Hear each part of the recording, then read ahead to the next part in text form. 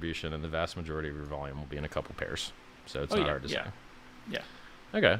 So see, this is progress, right? You're a tech guy. You wanted to brag about that you guys had stables.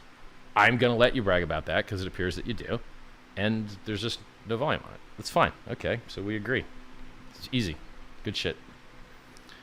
Yeah. So here's an interesting question for you. This will be fun. This will be really fun.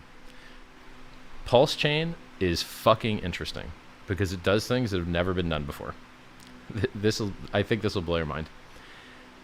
People think that Tether is worth $1 because it often trades for $1 on exchanges. But we know that for a while, Tether was fractionally reserved because they had about $600 million seized from a bank. Right. And who knows what the real fractional reserve is? Nobody fucking knows. Yeah. So, but it still traded near $1. And then that makes you wonder, what if it was 100% fractionally reserved? Would it still trade for $1? At what point might, I don't know. So when Pulsechain forks Tether, which has admin keys, they could just invalidate all the coins. But their users would probably sue them for doing that because I think that those Tether, even though they're not going to be redeemable for anything, I think they're going to have a value on Pulsechain. I just have no idea what it is. So it's going to be so crazy to see whether stablecoins that have no backing at all actually have a value and what that value is on this new chain.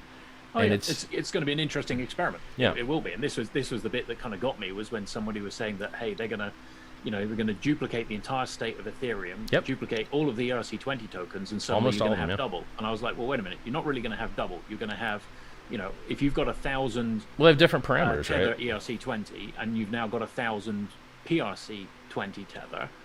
Those PRC20 Tether are going to have an entirely different value to the ERC20 one for the reason you just described. For sure, yeah, 100%. And it's a totally different price discovery, and because the PRC20 tokens are not used anywhere else, they're going to be worthless. And then, I don't think so. That's going to be the problem.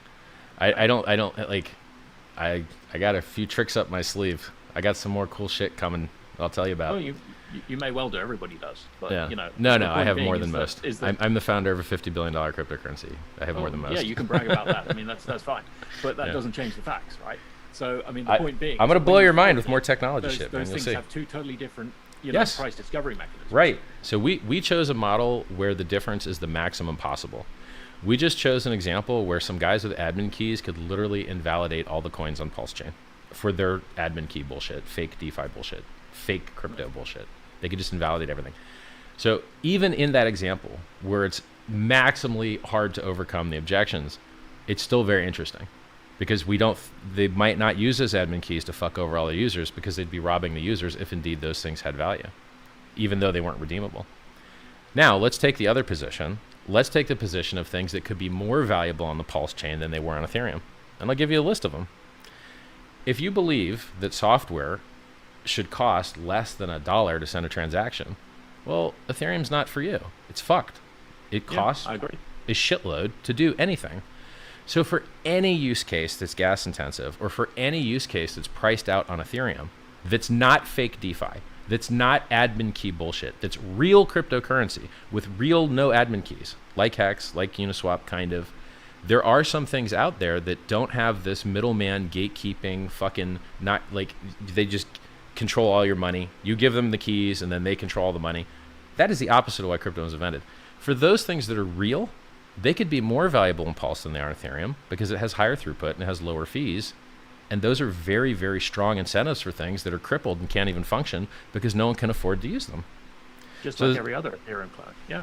Yeah. So there's a large, I believe there's a large use case for being able to actually experiment and use the blockchain again because it's more affordable. And there's also evidence to support this. This is definitely. This is not the forced EVM fork of Ethereum. It is the first one to bring system state and giving the world's largest airdrop that gives 10,000 new free coins to the world. You want to talk about new excitement? All these coin listing sites, which in general I don't like, they have to now list about 10,000 new pairs. Have fun, guys. What are they going to list it after, right? If you've got some particular coin on the ERC20 version, are they going to now list separately they're going to have to list They separately have the to. PRC20 If they have a they're value. going to have a different price. Right? Yeah, I mean, they have to if they have a value. Yeah, right? exactly. Totally separate value discovery. And some are going to be stronger and some are going to be weaker. Now, but why do that if you're not? If the only reason to do that is to mislead people into thinking they're the same thing. Right? What? No. They're not the same thing. Right. But you're it's cloning it's just like an ice cream. An ice cream is different in the summer sun than it is in your freezer.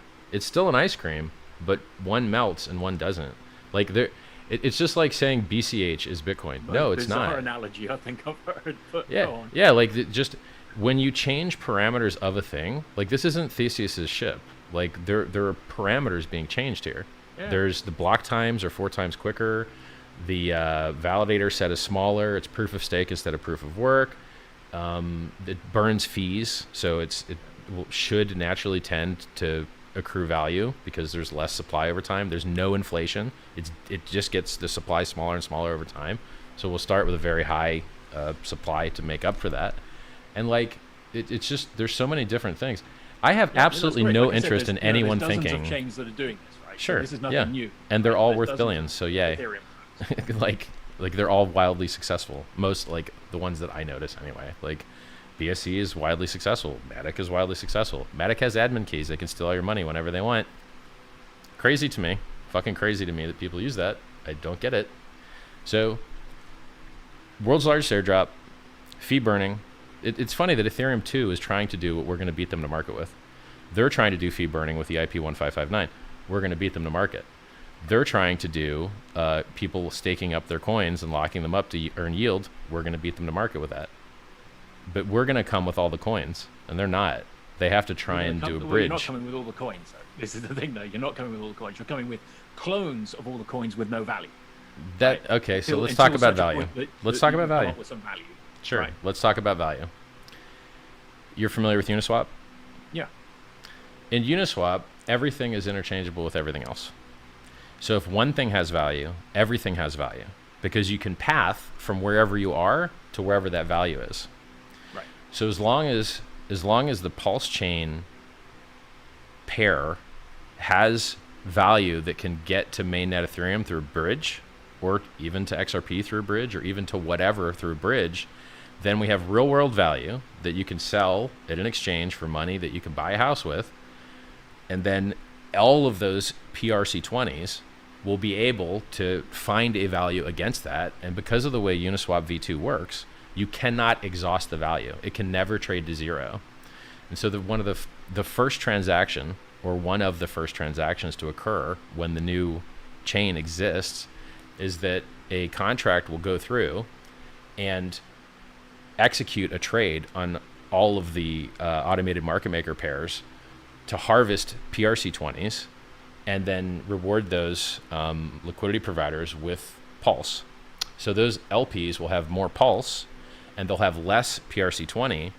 And then you take all those harvested PRC20s, you put them in a Uniswap fork, and now none of those coins can stop playing the game unless they use admin keys. So just to recap, so I understand it. So you're going to have effectively a market between the ERC20 version of a coin and a PRC20 version of a coin that will have different values, but there'll be effectively a market between them that allows you to go from one to the other. That would say, like, my PRC20 of this token is worth, a tenth of the ERC20, so I can exchange 10 PRC20 tokens for one ERC20 token of the same name. Yes, you're going to have value discovery.